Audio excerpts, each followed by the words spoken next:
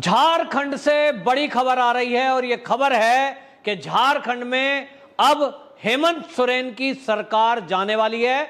और ये इसलिए क्योंकि उन्होंने मुख्यमंत्री रहते हुए जो वहां खदान है उनको अपने नाम पर 10 साल के लिए लीज पे लिया। और इतना ही नहीं, उनकी पत्नी के नाम भी एक भूखंड जो कि वहां जनजाति के लिए आरक्षित था, इंडस्ट्रियल एरिया में आरक्षित किया गया था, उसको अपने नाम पर कराया। और इसके अलावा आपको बता दें, इनके मीडिया सलाहकार अभिषेक प्रसाद की कंपनी शिव शक्ति इंटरप्राइजेज, उसके नाम पर भी 11.7 एकड़ खदान ये 10 साल के लिए हेमंत सोरेन ने दी। अब इस सारे मामलों को लेकर ये जो वहां का चुनाव आयोग है, भारत के निर्वाचन आयोग से नोटिस मिला है और इनको नोटिस में पूछा गया है कि क्यों ना आपके खिलाफ कार्रवाई की जाए। और आपको बता दें, निर्वाचन आयोग की ये जो अधिनियम की धारा 9 के तहत कार्रवाई होगी, इसमें विधानसभा की सदस्यता भी इनकी जा सकती है, ऐसा कानून के जानकार का है। अब अगर विधानसभा की सदस्यता गई, इसका मतलब ये विधायक नहीं रहेंगे, और जब विधायक नहीं रहेंगे तो सीएम कैसे रह सकते हैं। और इसीलिए ये सरकार का जाना इस समय तय माना जा रहा है। भारतीय जनता पार्टी इसको लेकर पहले से ही हमलावर है। और झारखंड में आपको बता दें, जब से हेमंत सोरेन की सरकार बनी है उसके बाद से जिस तरह से यहां नक्सली हमलों में तेजी आई, जिस तरह से यहां पर कुव्यवस्था फैली, उसको लेकर जनता के अंदर भी काफी आक्रोश था। लोग बदलाव के कारण से भारतीय जनता पार्टी की सरकार के अलावा इनको चुन रहे थे। और इन्होंने गठबंधन की जो सरकार बनाई उसमें इनके भाई भी वो बसंत जो सोरेन है वो भी भ्रष्टाचार में लिप्त पाए जा रहे हैं। और इनकी एक पार्टनरशिप थी एक कंपनी के साथ, उसमें भी इन्होंने जो लीज पर पट्टे लेती थी उस कंपनी के साथ पार्टनरशिप कर ली।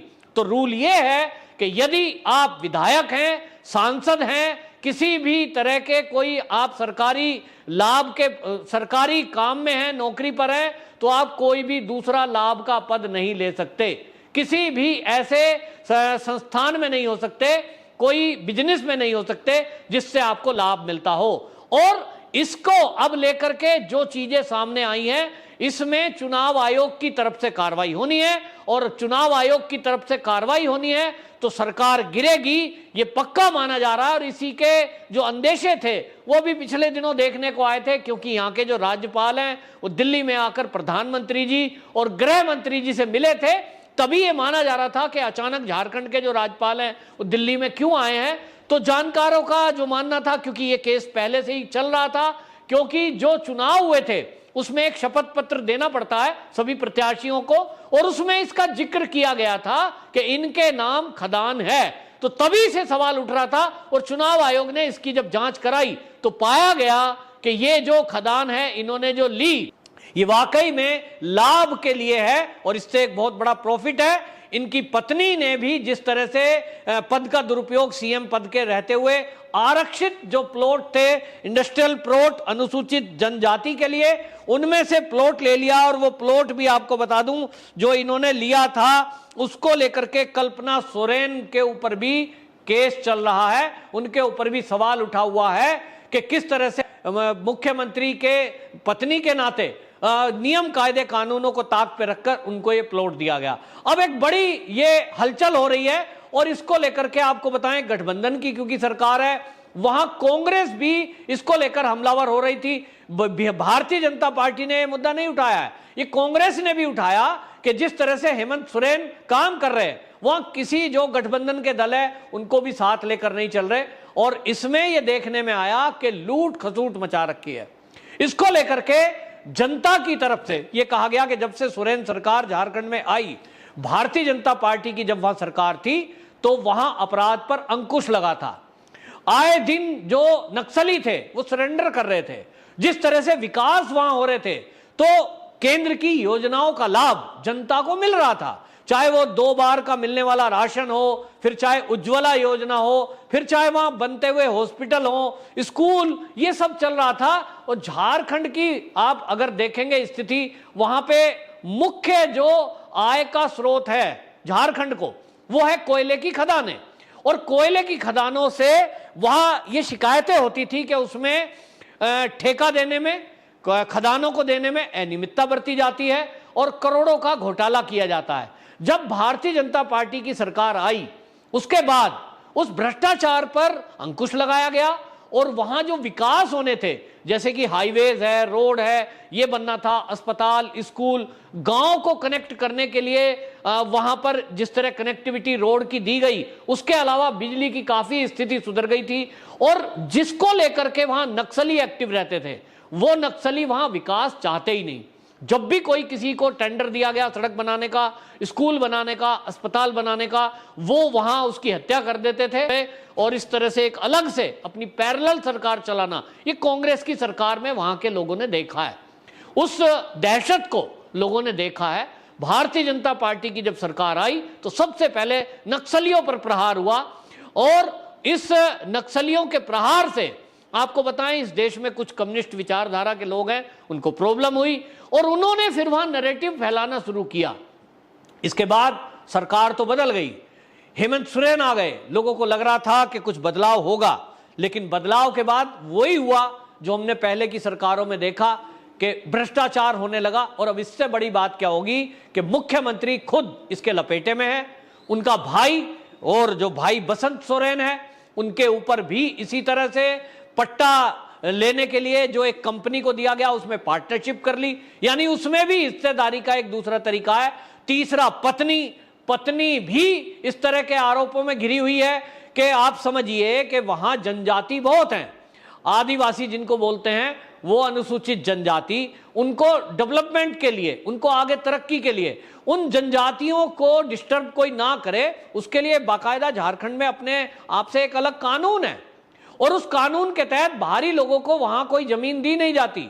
मैं अगर कोई चाहूं या किसी भी राज्य का कोई व्यक्ति वहां जमीन खरीदना चाहे उसको नहीं मिलेगी, क्योंकि वहां जनजातियों की संरक्षण के लिए अलग से एक कानून बनाया गया है। और ये देश के कई उन हिस्सों में है जहां अनुसूचित जनजाति रहती हैं, लेकिन यहां इसका इस तरह की लूट की जाएगी कि इंडस्ट्रियल प्लॉट जो रखे गए थे उनके लिए, अनुसूचित जनजातियों के लिए, उसको अपने नाम में कर लिया और फिर वहां बाहरी लोगों को फैक्ट्री लगाने की अनुमति दी जाए। और इसी तरह से यहां एक तो डिस्टरबेंस पैदा की जा रही है। अनुसूचित जनजाति के लोगों का कहना है कि यहां बाहरी लोगों को बड़ी संख्या में जिस तरह से प्लॉट दिए जा रहे हैं, जिस तरह से वहां उनको बसाया जा रहा है, यह झारखंड का जो विशेष कानून है उसका भी उल्लंघन किया जा रहा है। और यह सब हुआ हेमंत सोरेन की सरकार में शुरुआत।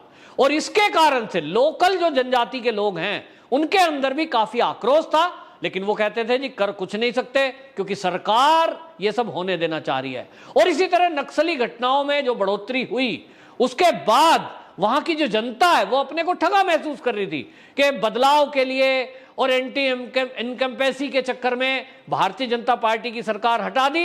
लेकिन लोगों का कहना यह था कि जब से ये सरकार आई है झारखंड मुक्ति मोर्चे की, तब से यहां लोग परेशान हैं। यहां ना तो विकास हो रहा है, ना कोई ठेका लेने को तैयार है, क्योंकि नक्सली फिर से एक्टिव हो गए। और हमने देखा कि जैसे ही सरकार बनी ये हमले तेज हो गए और इससे सारी जनता वहां की प्रभावित है।